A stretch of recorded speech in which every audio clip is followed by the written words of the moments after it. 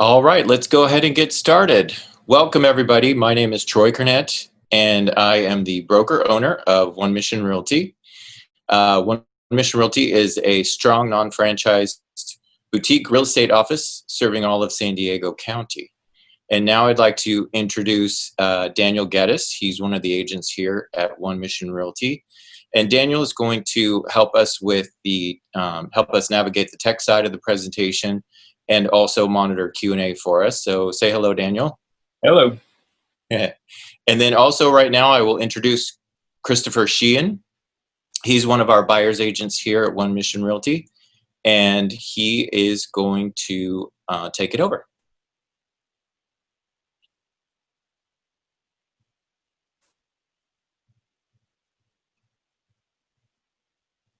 Christopher, you're muted still. There you go.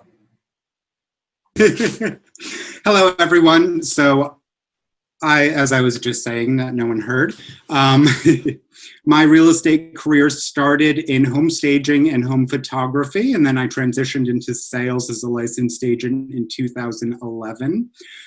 Troy and I have 28 years combined experience, and we help buyers, sellers, and investors all over San Diego County.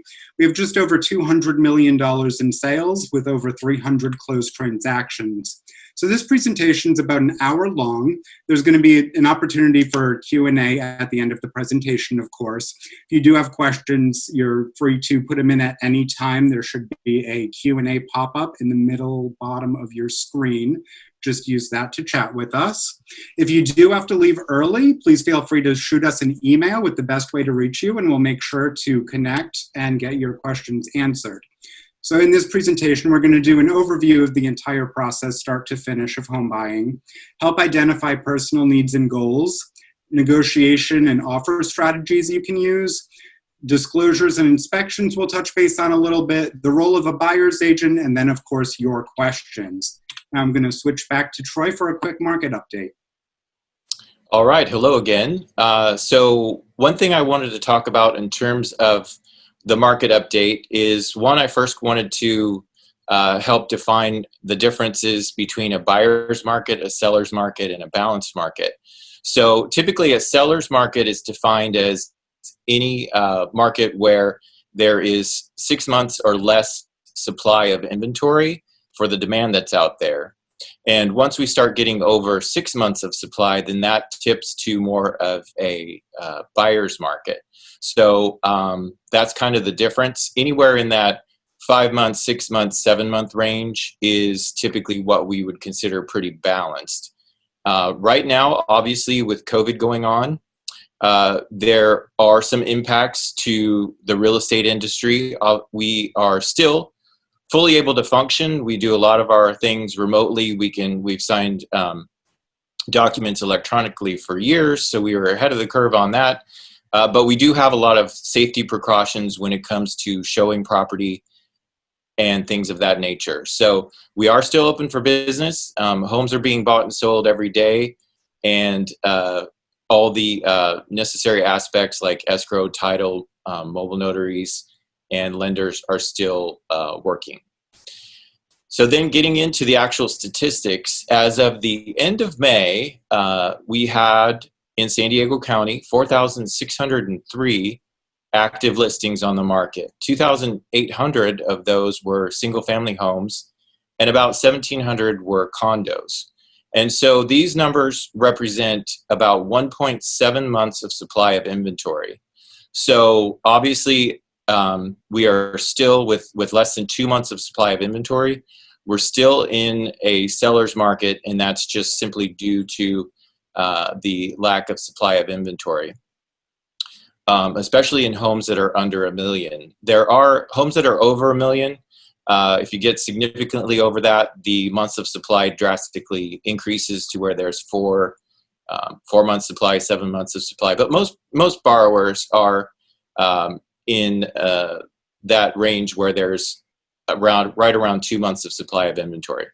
So what does that mean for you? What that means is that although currently we're not anticipating to see a meaningful drop in pricing, what we do expect expect is that there will be somewhat fewer buyers out there competing against you, which is a good thing for you because some people will be out of the market during COVID. And then also, right when COVID happened, a lot of sellers were hesitant to put their home on the market. But what we've started to see in the month of May and for sure in June is that more sellers are realizing that things can still be done with COVID. So we are seeing more and more listings. So I think over time, we're probably headed to a little bit of a more neutral market. Right now, we still have a way to go to get to more inventory. But the good news is for you as buyers, interest rates are super low right now, lower than they were in 2008, lower than they've been in my entire career. There's less competition out there right now, and this is really, could be a great opportunity for you if you wanted to take advantage of it. The next slide that we have for you is just a visual of the overall buying process from start to finish. You don't have to memorize that fancy chart. We are going to talk about, we're going to briefly touch on those things as we go through the presentation. So moving right along, we have, Daniel, can you pop up our first poll question? So we have some polls throughout the presentation just to get a sense of where people are at. So if you guys want to take a look at this poll and then vote, what is the minimum percentage needed for a down payment for a non-military buyer? So we'll give a little bit of time for people to vote. And then once we've had a little bit of time, Daniel will post the results of our first poll.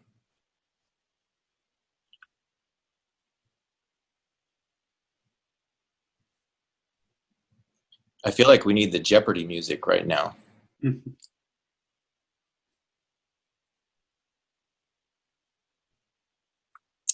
All right. It looks like we have about 50% think 3.5% down, and that would be the correct answer. Some people think 10 and some people think 20. So the correct answer, again, is 3.5% down. So the minimum down payment does depend on the type of financing. So a borrower can get minimum 3.5% down with FHA financing. That's Federal Housing Administration. So that's guaranteed by the Federal Housing Administration. Also, if someone is retired military or active duty military, they would have the VA benefit. And so they could purchase with zero money down, which is a great program for our active duty and retired military. Also, if a buyer has conventional financing, they can buy with as little as 5% down.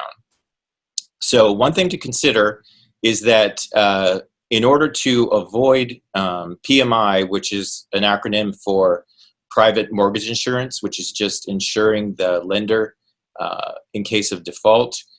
So that's another monthly payment. So in order to avoid that within your overall loan payment, for conventional loans, you would need, for both conventional and FHA, you would need 20% down. So a lot of people do try to get to 20% down if they can, but many, many homes are sold at either 0% down if they're VA, 3.5, or 5, or 10.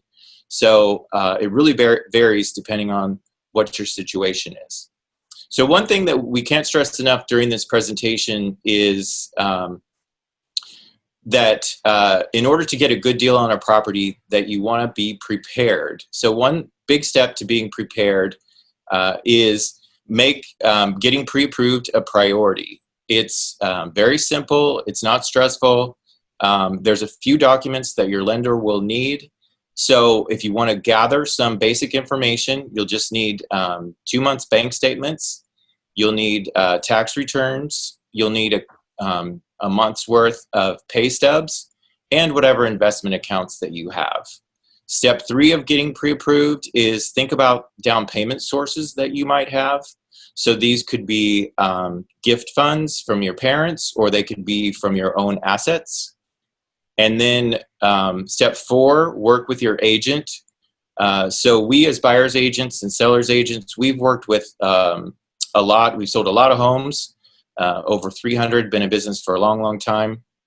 And through that comes some experience. Borrowers have come to us and they've had a great lender who just really stood out. So we keep those names and numbers. We have a vendor database, so we can refer you to a great lender. And one thing to remember with step 5 there, when you engage with a lender, just be aware that the pre-approval process is really pretty straightforward. There's absolutely no obligation to use that specific lender. So just because you get pre-approved from lender A doesn't mean that you couldn't ultimately purchase the house with lender B.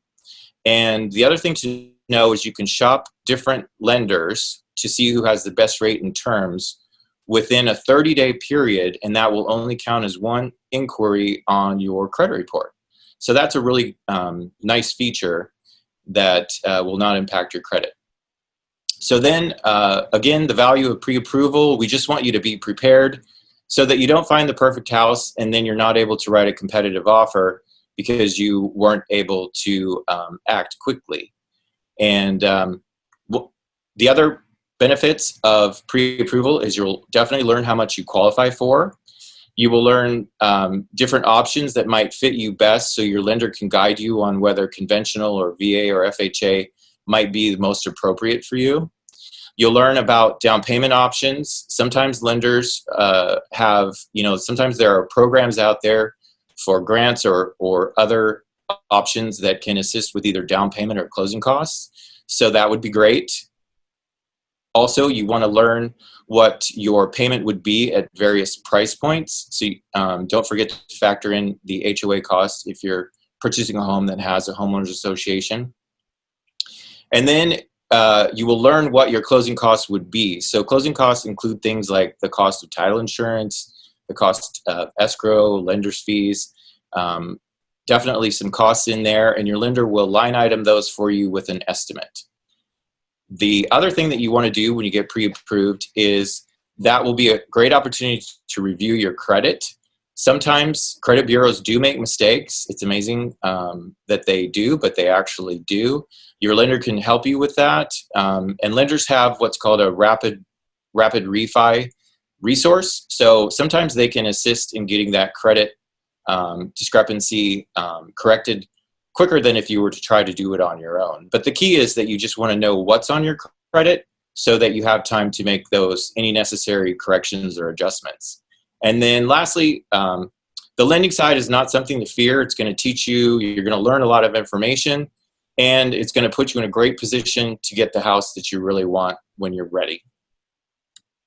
Moving on to the next slide, what we wanted to do was identify some useful terms for lending. So PITI, you'll hear that term a lot. That stands for principal, interest, taxes, and insurance. So when people talk about PITI, that's just a loan payment.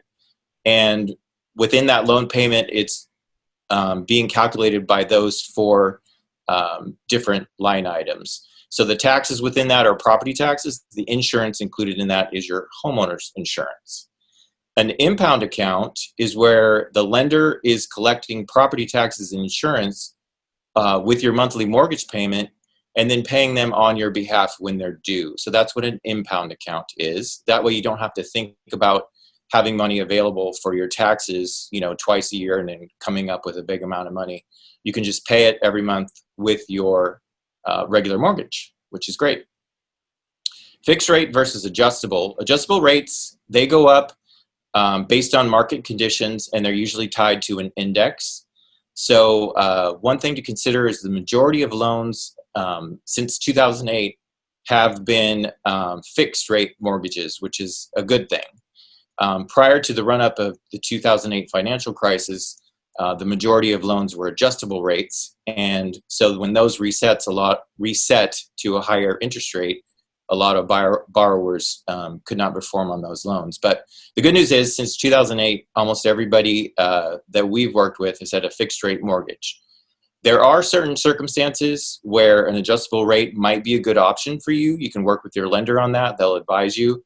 So for example, if you know for sure you're not going to own the property for a long period of time, that might be a situation where it would make sense. But by and large, most people get a lot of comfort from knowing exactly what their mortgage payment will be and knowing that it is not going to change on them over time.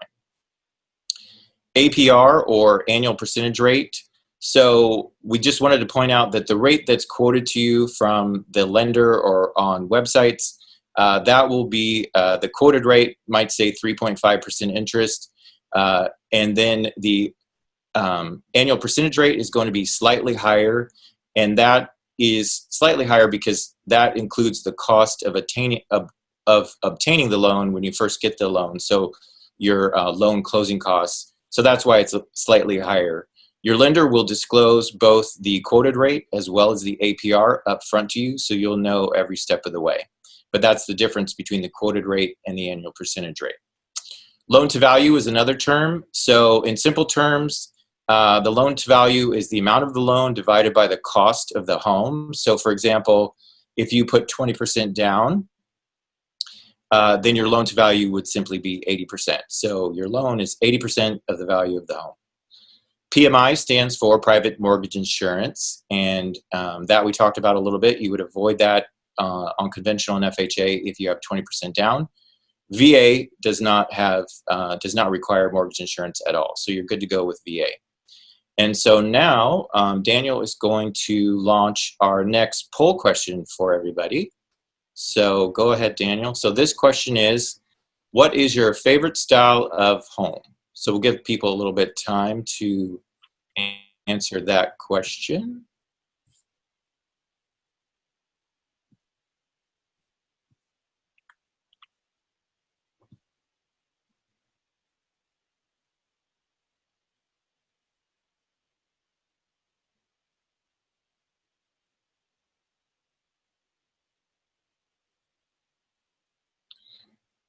All right, just a little bit more time,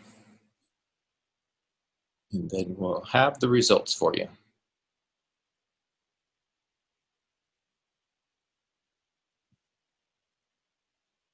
And now Christopher is going to take it over from here for a little while.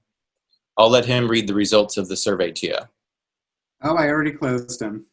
Oh, okay. So looks like Spanish was the big winner. 50% of people polled prefer Spanish, 25 craftsman, and 25 modern.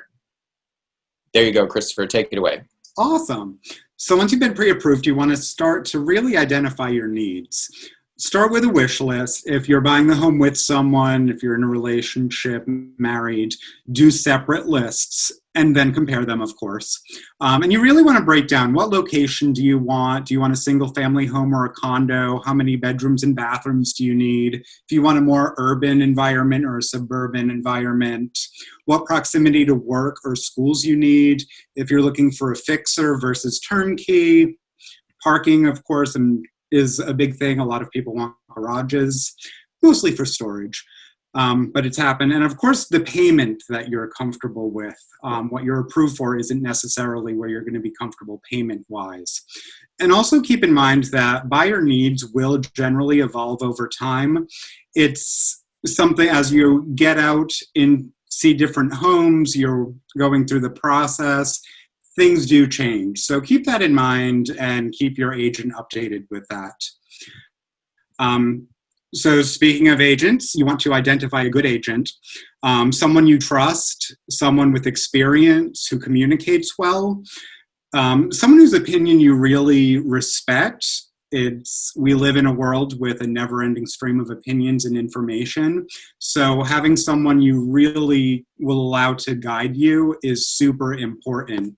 A good indicator is someone who has clients that continue to use them over time, not just forgot about them after the transaction was over. There is a tendency for people to think using the listing agent or dual agency is a good idea versus a buyer's agent. The thing to keep in mind with this is a buyer agent is working exclusively for you and really looking out for your best interest, as opposed to the seller's agent who already has a relationship with the seller and is going to be walking a fine line between the seller and your negotiation and might not be able to negotiate as hard on your behalf. There's also plenty of newer agents out there, and there's nothing wrong with using a new agent, but keep it in mind when you go into a transaction. If they're still learning, they haven't learned all of the tricks to negotiating. They don't know all the pitfalls. They don't have working relationships with title and escrow companies, or maybe know all of the timeframes and contingencies to keep an eye on throughout the process. So once you've identified the agent, you'll want to start searching for homes. Again, communication is always key. The more your agent knows, the more they can help guide you through the process. They can also help show you different neighborhoods, get their opinion on different neighborhoods. They can give you plenty of resources for this. You want to make sure to really drive the targeted neighborhoods you're looking at, physically explore them, eat at the restaurants, go to the stores they have, visit the parks and the schools if they're applicable. It's really important if you're going to live somewhere for a while, even if not the rest of your life, that you're going to be comfortable there. So you really want to explore this. Your agent will set up a personal client search portal for you. This links directly to the MLS, and it will give you all of the homes that meet your criteria. This is a great resource you can use. You can favorite homes. That way you can go back to them. You can reject homes that don't meet your needs. But something really nice about it is you can actually comment on homes. So you and your agent can go back and forth talking about any specific listings that might be of interest. So again, you need to share any homes of interest so your agent can do the digging behind the scenes. There might be additional information or documents within the MLS that you don't necessarily know about. They can look for any red flags, if there's something in the sales history, or just any details of interest. Maybe it's a Mills Act home, which would give you some great tax benefits. All of these things your agent's doing behind the scenes, so the more you share with them, the more they can help you. And lastly, when you're searching, always consider the source of information. It's important to remember that a lot of the third-party sites are paid for lead generation and not accuracy. Zillow, for example, they make their money by agents paying them for lead generation. I know agents who pay tens of thousands of dollars a month, so their name is under a house in the Zillow listing.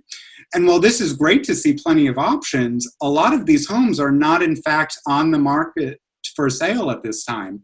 Some of them have already sold, some of them were never for sale in the first place. It's amazing how many buyers come to us with a list of homes from Zillow and half of them have already been sold. It can be really frustrating and disappointing. So you should always look at them, but keep that in mind as you're navigating that. So for a few offer strategies, as you're looking at homes, it can be wonderful to write a bio letter. This will kind of introduce who you are to the seller when you're presenting offers, and it can really set you apart if there's any competition. Now, if there's no offers, of course, that's great. You can move forward without having to set yourself apart. But if there are multiple offers, you want to put the best foot forward and be fully prepared up front. One of the things we use at times is an escalator clause. And what this is essentially, for easy math, I'll use a $500,000 listing. Say the house is $500,000 and you're comfortable paying maybe $480,000 for that home, but you know there's going to be a few offers. So what you can do is write that offer with a $3,000 escalation clause, and you're essentially telling the seller right up front that you will match any offer and then beat it by $3,000 up until your set high price of maybe $500,000. Another thing to consider is the seller needs. This is easy for you and doesn't cost anything. Just simple things such as maybe a seller needs to stay in the house for an extra 30 days after closing.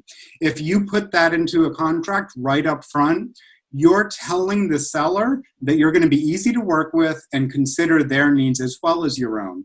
Of course, you need to consider your needs as well. your lease expiration, any vacation plans you might have, school dates. These can be super important, and you want to have it all contracted right up front. That way you can navigate around it and everyone knows these dates are coming. You want to determine the best plan for your close of escrow and all of your contingency removals, of course, right up front. The type of financing is something, as Troy mentioned about, there's several different types and you can work with your lender. There are times where different types of financing will have different benefits to the seller. A condo, for instance, may not have an FHA approval and you can go conventional. So if you already know this and have navigated that process, you have that stronger upfront offer. The more you can be prepared, the better. Now, as we go into actually negotiating, you want to consider what type of seller you're working with. A flipper, for instance, has carrying costs. They probably have short-term financing with very high payments. They're looking to get money out of the property as fast as possible and as much as possible. An empty nester may have a personal connection with the home. Maybe they raise their children there. They live there for a long time. The actual amount they're going to make might not be the biggest deciding factor. There's also desirability influences. These are things that aren't necessarily the house, but freeway noise, parking limitations, or permit parking, such as downtown.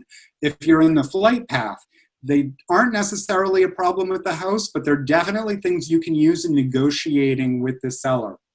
Again, we can't stress enough, you want to be prepared as much as possible. And this is also a great time to tailor your bio letter to the specific seller and their needs. Your agent's going to work with you identifying all the comparable sales, of course, for the price point, and really come in with a good competitive offer. I mentioned contingencies before. What a contingency is, it's basically a protection that's built into the contract for a limited amount of time. So inspections, for instance, it's usually a 17-day contingency. And what you're basically telling the seller is you're going to do all of your inspections, decide what you expect them to take care of, what you're going to take care of, come up with your request for repair, and then put in writing. So by the 17th day, you're going to release that contingency and basically say, this is no longer an issue, we will move forward.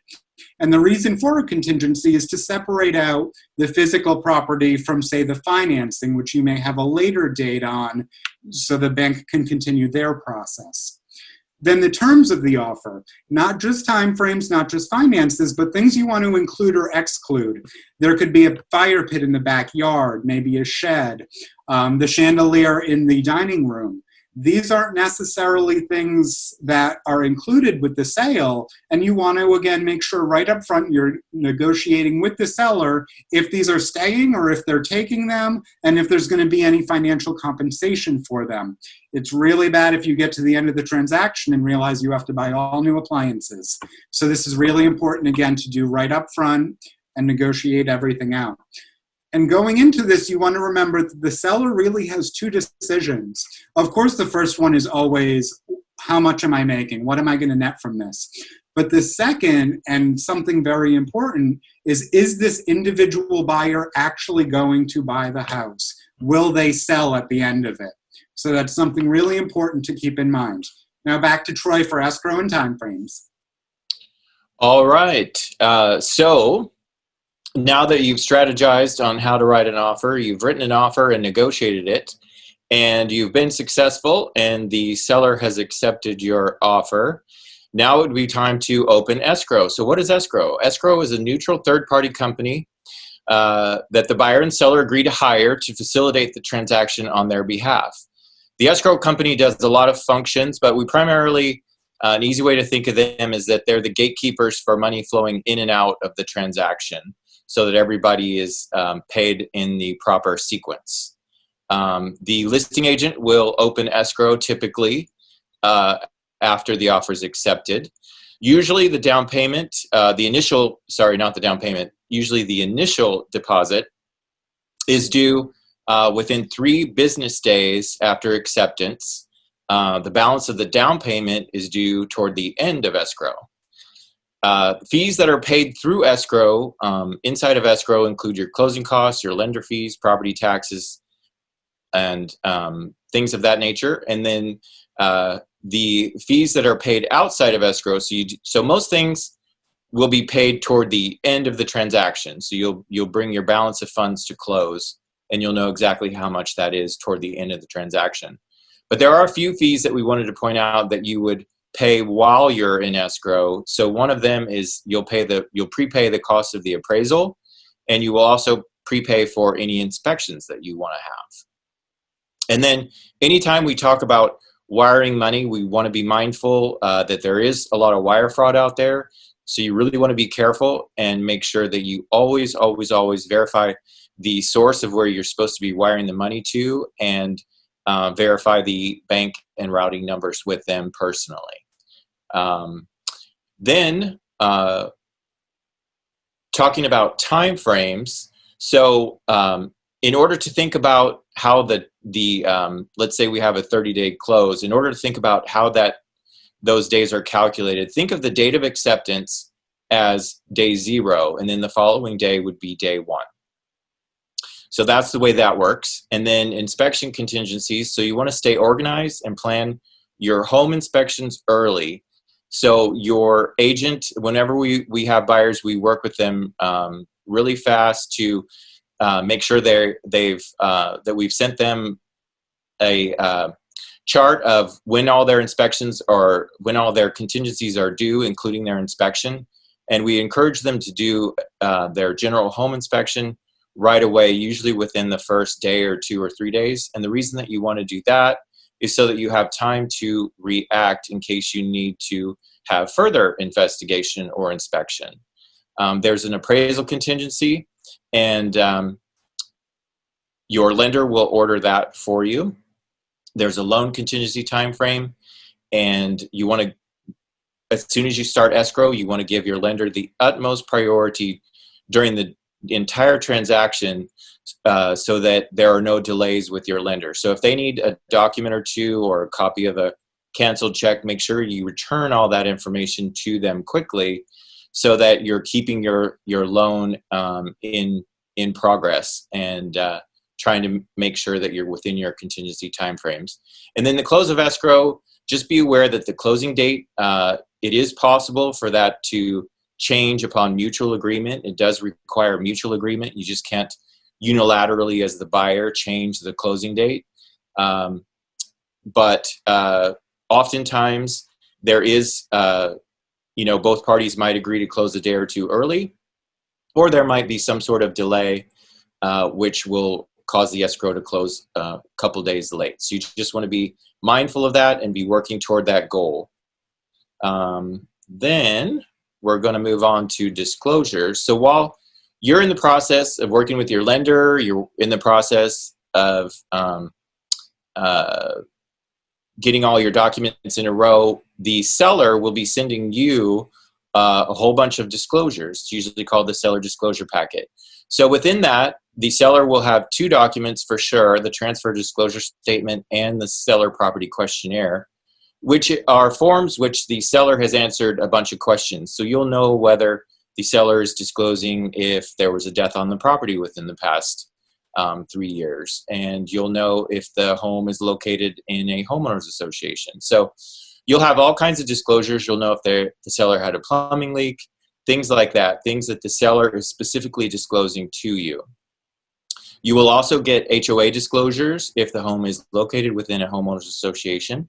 And those are good because they can show you, they will tell you whether there's any pending litigation with the overall HOA. Is the HOA in a lawsuit with the builder of the property? That happens downtown quite a bit. Are there any pending assessments? In other words, were they under collecting to be able to replace the roof, but now all of a sudden they have to bill everyone $1,000 so that they can afford to replace the roof? So that's what's called a special assessment. You'll get the rules and regulations, the CC&Rs for the complex, which stands for covenants, conditions, and restrictions. You'll get the budget. You'll get meeting minutes, which are great to read through because you can see if people have been talking about anything that might be pertinent within that HOA. And you'll be able to understand what their reserve balance is. How healthy is the financial picture of that homeowners association? You want to buy into a healthy and strong HOA if you can. Both agents, the listing agent and the buyer's agents, will do a visual inspection for you, and you will get those reports. You will also get, as part of your disclosures, local area disclosures. So these are disclosures that go for buyers within San Diego County, so things that are pertinent to San Diego County specifically. You'll also get statewide disclosures, and these are things that go in the entire state of California, things that might be pertinent in the state. You will get environmental hazard disclosures, so you'll get information on how to protect yourself from lead, asbestos. You'll get information based on the geographic location of the property, so whether it's located in a fire plain, floodplain, what the earthquake proximity is with different fault zones, and important tax information. You'll know whether there are Melrose taxes or extra taxes on top of your standard property taxes. All properties come with property taxes. You can't avoid that. And then it is very important to review all of your disclosures and make sure that as things are coming in, you're really paying attention and looking at anything and asking questions. Your agent can be there to help you with that greatly during that process. And so now we're going to turn it back to Daniel real quick to do our third poll, and we'll let everybody have a chance to vote on that. So before we talk about inspections, our question to you is, who chooses the home inspector? So we'll give you some time to vote.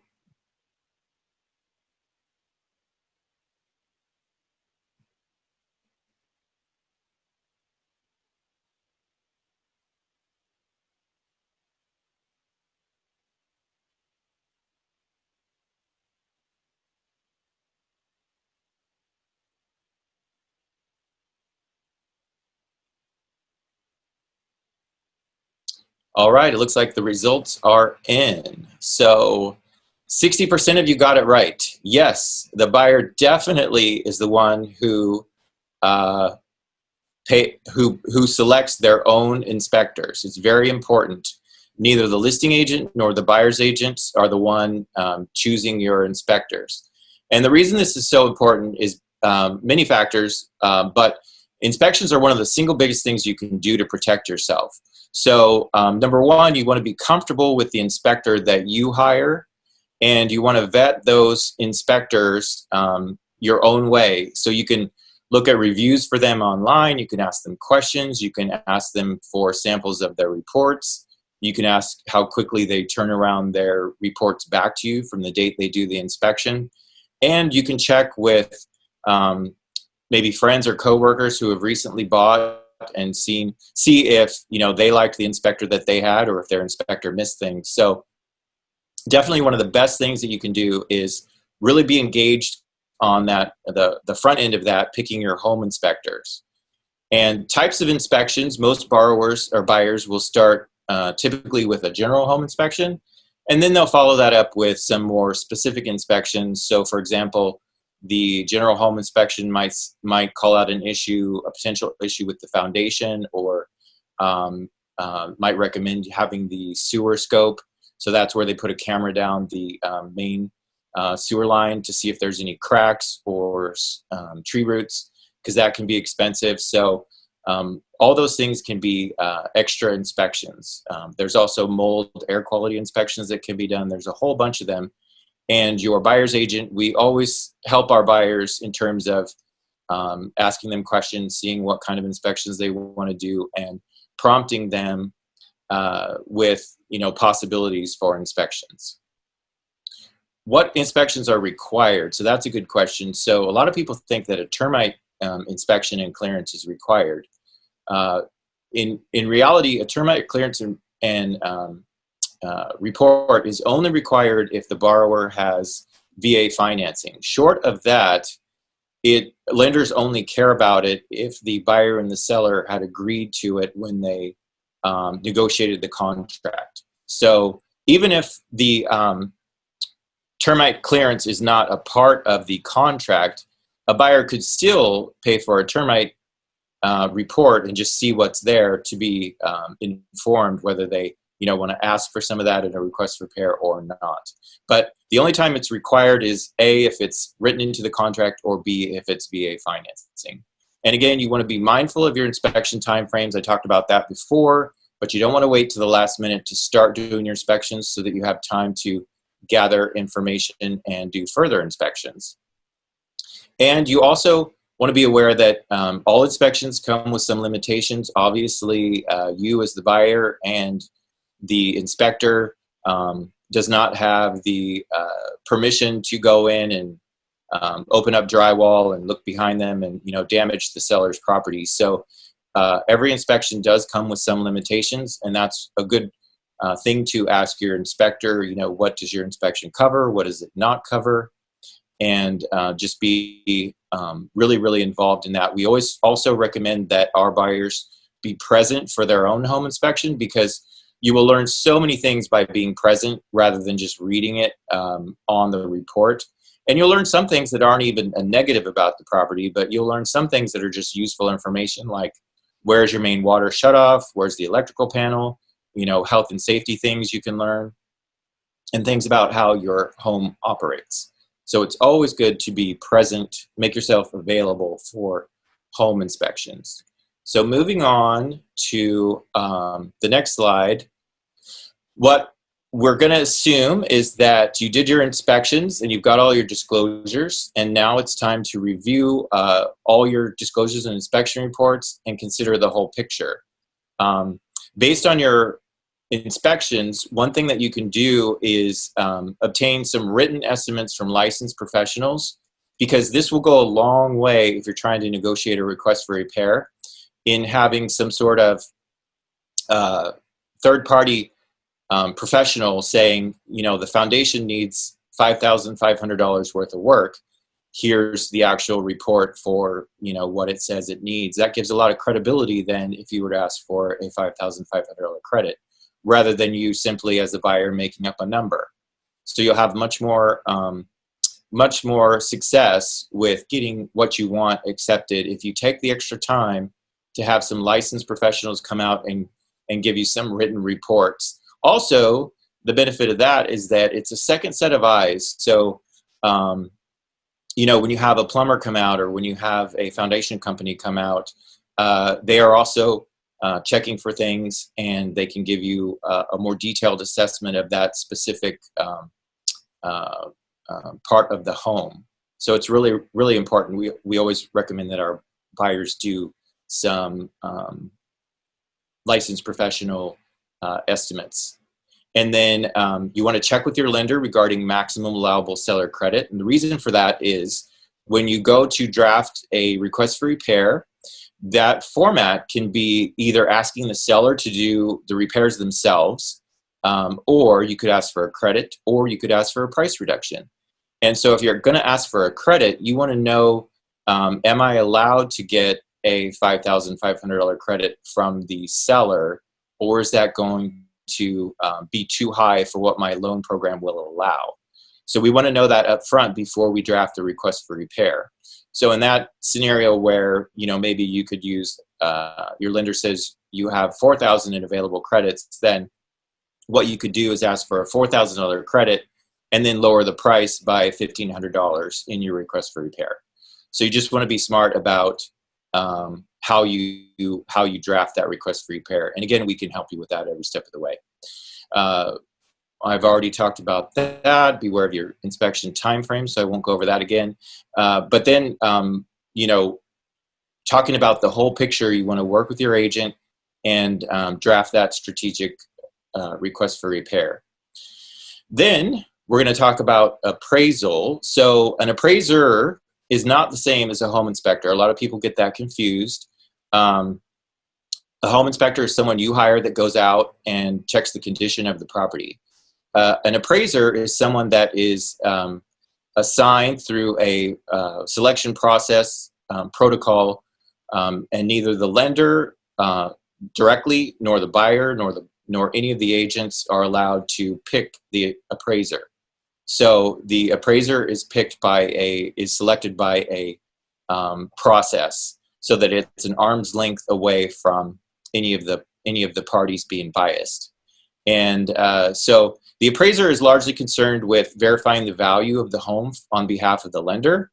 But they do check to see if there's a working smoke detector, working carbon monoxide detectors, and appraisers will have a little bit more scrutiny for VA and FHA financing, because obviously those are government-backed programs. So they're going to check for chipped and peeling paint. They care about, if there's risk of chipped and peeling paint, things of that nature. But they're also, even with VA and FHA, they're not going to do a full-on home inspection like your actual home inspector will. They're largely concerned with checking out the condition of the property in relation to the comparable sales in the area.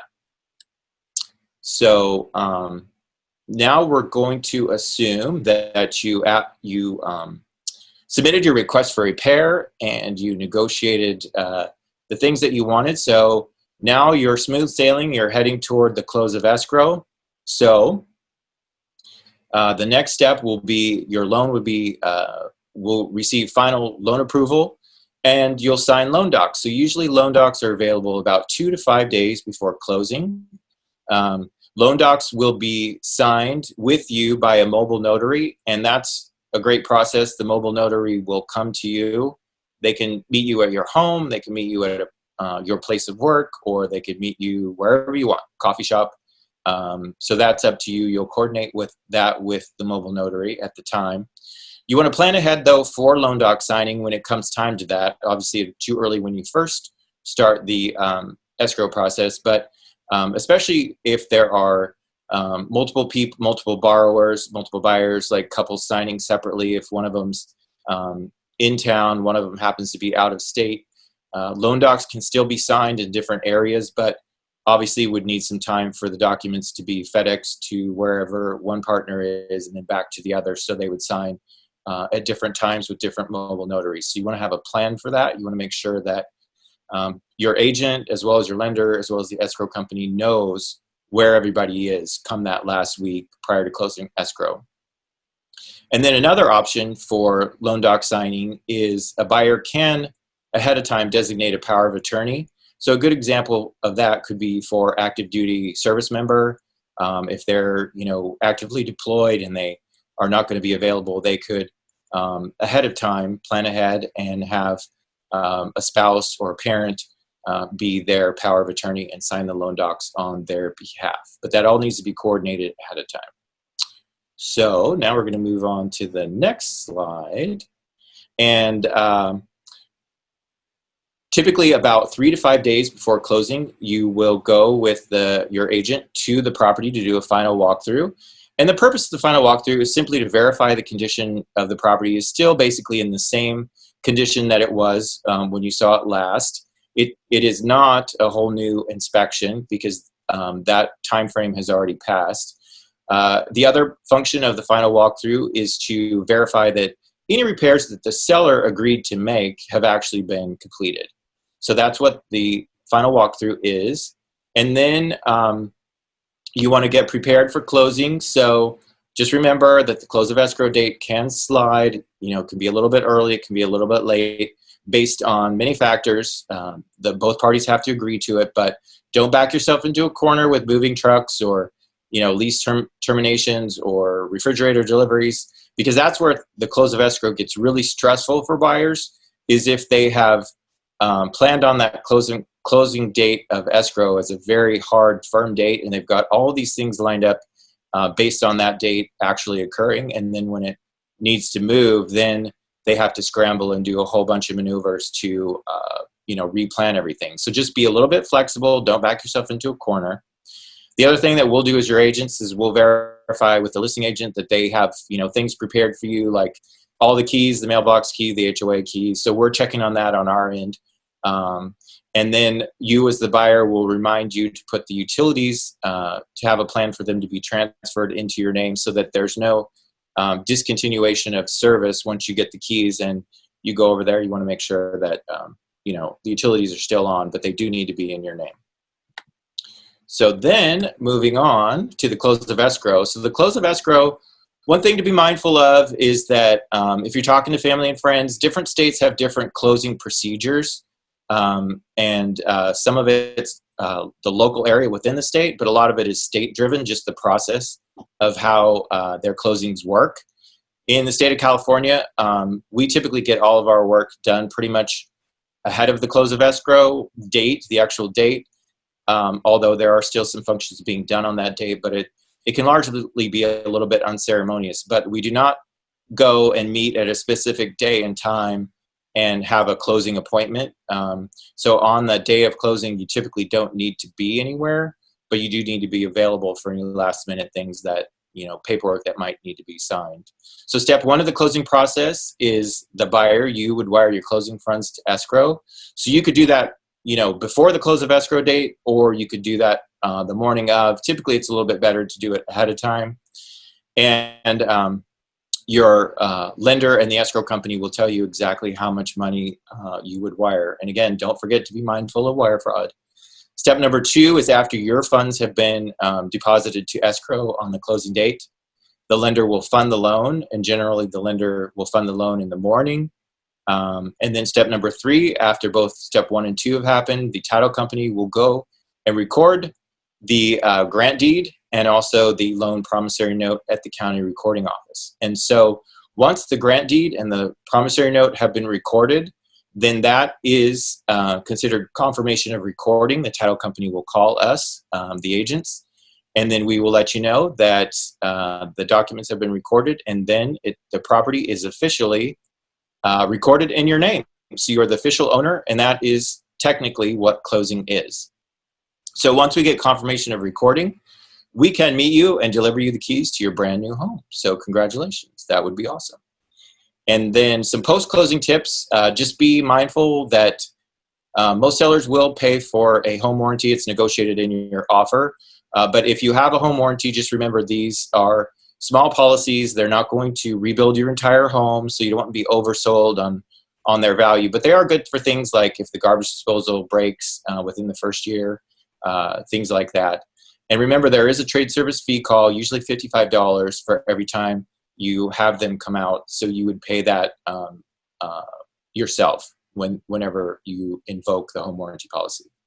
Every borrower will get a supplemental tax bill, and you'll get it. A supplemental tax bill is basically the difference between the seller's tax basis and your new tax basis. So the county recorder will issue the supplemental tax bill. And usually the hard part of that is that you'll forget about it because the county recorder takes a while to catch up to the actual sale. So they usually won't send you that supplemental tax bill until about 4 to 6 months after close. So a lot of times people forget that that's coming, but just be aware to save some money to be able to pay that supplemental tax bill when it's due. One good thing, though, is generally the first buyer's mortgage payment is not due until the following month. So you typically can live there for 30 days without having another payment. And then you want to be sure that you change the locks. Obviously, a lot of service providers, agents will have had access to that property. So just for safety reasons, we always recommend that people change the locks when they take possession of the home. And so now we're going to turn it back to Daniel we're going to do our fourth and final poll. And so, true or false, a real estate agent can only show a buyer homes that their office has listed. Is that true or false?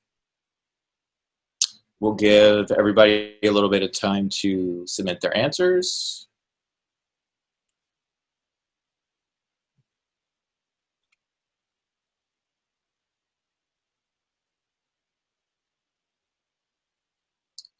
And then Daniel will pop up the results in just a little bit. All right, good. Everybody got that right. That is good. Yes, it's false. So as buyer's agents representing you, we can show you any property that's listed on the multiple listing service in San Diego County, or pretty much in the state of California, but we primarily operate in San Diego County, of course. So we do have access to all the listings on the MLS, and we can provide access to you. And now I'm going to turn it back over to Christopher, and he's going to clarify some facts and myths for you. Okay, just a couple of facts and myths before we get to your questions. So the first one we wanted to go over is there a benefit to using the listing agent? This is actually a myth. A lot of people think they're going to get a great deal or save some money using the listing agent. It's important to remember that commission is set before the listing is advertised on the MLS. It's already set when the seller signs the contract. So since the seller's paying that commission, chances are if there is any discount, it's going to the seller, not the buyer anyways. So you're really asking the listing agent to walk the fine line between the seller and your interests, like I chatted about a little bit earlier. And this is really a tight line to walk. You want your interest exclusively represented, and that's why it's important to have a buyer's agent. The next one is timing the market is largely counterproductive. This is a fact. A lot of buyers will spend a lot of time and paying attention to the market and trying to time it to perfection. The strategy is ineffective because the peak or bottom is only confirmed in hindsight. By definition, the market's already shifted by the time the shift is actually realized. Comprehensive timing factors are more holistic.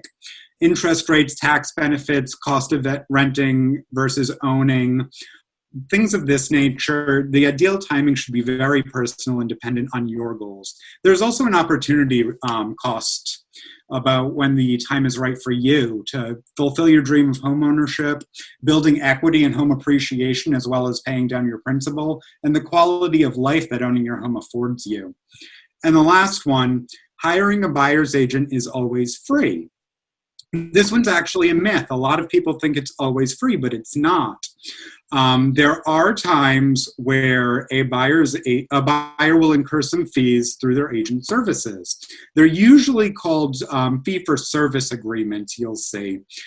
This is why it can be very important to hire an agent and interview that agent, as well as signing a actual representation agreement with that agent that's going to break down what their fees are and how they're paid, and if you're going to owe anything. We, of course, are happy to sign that agreement, and we work for what's advertised in the MLS. We won't charge you fees at the end of the transaction, which is another great reason why you should hire us.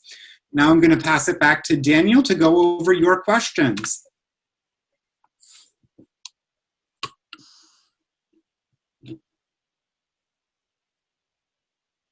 You're still on mute, Daniel. All right, so we did get a few questions coming in. We're going to try to be mindful of time for everyone and try to get to as many questions as we can. And we'll just power through these. And if we can't get to all of them, we can always respond to them afterwards. So one question came on earlier. It's sort of a two-part question, it seems like. So either, I don't know if Troy or Christopher want to take this one. It says, where do you see the market heading towards, specifically roughly in 5 to 7 years out? Currently, interest rates are low, which would increase price of properties. However, we're also seeing massive unemployment, which if we use a rental income valuation method, would decrease home values. Yeah, so I'll take that question. So yeah, that's a great observation. So 5 to 7 years out is really too far for me to really predict anything. But it is true that there is already currently unemployment, and it could be rising. And but one thing to keep in mind too, in terms of trying to figure out whether doing an appraisal based on comparable sales versus doing a home valuation versus an income valuation method. What we know in San Diego County specifically, and then pretty much in California in general, is that there's a limited supply of housing. So unless the number of households materially decreases, which I don't think it's going to, nobody is predicting that it's going to decrease by more than what the shortfall is. So right now, rent rates are high, And, unless people change their habits and, tenants start moving in with their parents again or things of that nature, chances are that if you did, rent income valuation method, you might even end up with a higher valuation for the home. It depends on, the individual property where it is. So there's a lot of nuance to that. But I do feel personally anyway that using a comparable sales approach is probably still the most appropriate. And I think that chances are the income approach would be very similar, if not even give it a higher value, which would not be what you're probably looking for, which would be a lower value. But there is no doubt, that COVID is having an impact, and nobody has a crystal ball, exactly what the market will do. One thing though that's a little bit different than in 2008 is that prior to the lead up of 2008, most of those home loans were done with teaser rate interest loans. They were variable rate loans, and most borrowers did what's called an 80-20. So they put no money down. They did a first loan for 80%, and they did 20% down. And since 2008, almost everybody has used fixed rate financing, and they've been required to have some sort of down payment, or they have VA-backed loan. So within that, also they've had private mortgage insurance if they had less than 20% down. So what does that mean? What that means is prior to 2008, people could simply walk away from their home because they hadn't invested $30,000, $40,000, $50,000 into it. But since 2008, pretty much everybody has had some sort of skin in the game. So if a borrower has a $500,000 house, but they've already lived there for 4 or 5 years or 2 years, but they had to put $40,000 down, and then they've made a bunch of payments, they're going to think twice about just walking away. So I don't think there's going to be this huge crush of inventory, even as people, some people have, even as there's going to be, higher unemployment. We'll see how it plays out. Again, nobody has a crystal ball, but so far, people are not really predicting that. And we could absorb quite a bit of inventory because remember, we have about 1.7 months of inventory right now. So even if the buyers slow down because they're unemployed, we could double the amount of inventory that we have, and we're still in a seller's market, which impacts pricing. So hopefully that answered your question. If it didn't, feel free to email me directly. And Daniel, let's see if there's another question. Yeah, there's another one that came in early, I think, when you guys were talking about interest rates. And so the question is asking, what index is it keyed to? Yeah, so that's a great question. And there are lots of different indexes. I can't remember the name of the one. There's one that is more common. I'd have to email him back. But I don't remember off the top of my head what the name of that index is. But different lenders were had things tied to some different indexes. There's not one standard one, so it depends on the loan that you have at the time. And I know it's sort of tied to supply and demand too. And I think it might be the U.S. 10-year Treasury note might be one of them. You're thinking of, Troy, but yeah, there's a lot of different things going into what makes that interest rate. And then maybe we have time for one more question, which was when you guys were talking about the bio letter, is there any good tips for writing a good bio letter? Oh yeah, that's a good question. So let's see here. So yeah, a good bio letter will basically tell your story and give the seller an idea of who you are beyond the financial terms of the transaction. So it's also a good way for you to mention a little bit about why this home is a good fit for you. And I think it's good for people to include their picture. Some people do, some people don't, but basically you want to tell your story and try and invoke some sort of emotional connection with the seller so that they might pick you because they like you. I think that's probably about all we have left for questions. So we can email any other questions that people. Okay, sounds good. So I will turn it back to Christopher. Hey, thank you all so much for joining us tonight. We will send you a copy of the presentation by tomorrow. If you have additional questions, please feel free to call, text, email us with those. We will get back to you. And congratulations, this is a huge step.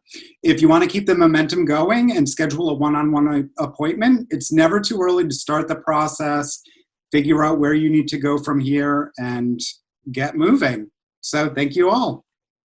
Thanks, everybody. We really appreciate your participation.